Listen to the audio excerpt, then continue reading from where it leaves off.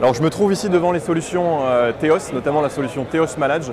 Alors Theos Manage, c'est une solution de smart building développée par Sony. Alors la nouveauté cette année, jusqu'à présent on vous a montré Theos donc pour la gestion de dispositifs IP au sein d'un bâtiment, donc les écrans, les vidéoprojecteurs, les tablettes de réservation de salle.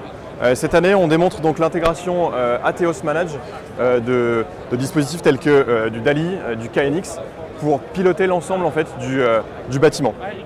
Un exemple assez simple avec la tablette Theos Book de Sony. Donc, quand un usager en fait, rentre dans la salle de réunion, il peut simplement appuyer sur ce petit bouton ici pour démarrer la réunion. Ça va automatiquement allumer la lumière et déclencher l'allumage de l'écran comme vous pouvez le voir ici à l'image. Alors cette solution Theos Manage, elle fonctionne avec les dispositifs Sony, bien entendu, les écrans Sony. Elle fonctionne également avec des dispositifs qui ne seraient pas de la marque Sony. Ça, c'est aussi un intérêt. On a un exemple aussi en dessous avec le contrôle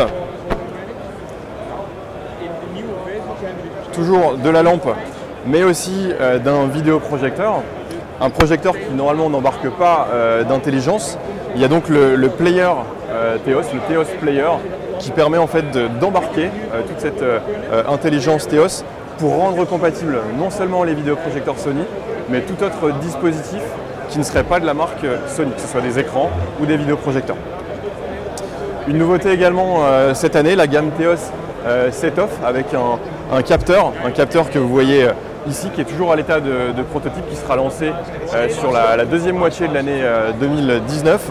Et ce capteur en fait permet de regrouper différentes données, un capteur de son bien entendu, un capteur de température, un capteur de luminosité, un capteur de CO2, un capteur de présence, un capteur d'humidité. Et toutes ces données en fait vont ensuite être retrouvées sur la plateforme Theos pour vraiment mesurer la qualité de l'air, le taux d'occupation des salles de réunion dans un bâtiment, etc. Donc on retrouve maintenant avec toutes ces nouvelles fonctionnalités tout ce qui est recherché, tout ce qui est nécessaire pour faire d'un bâtiment un bâtiment intelligent.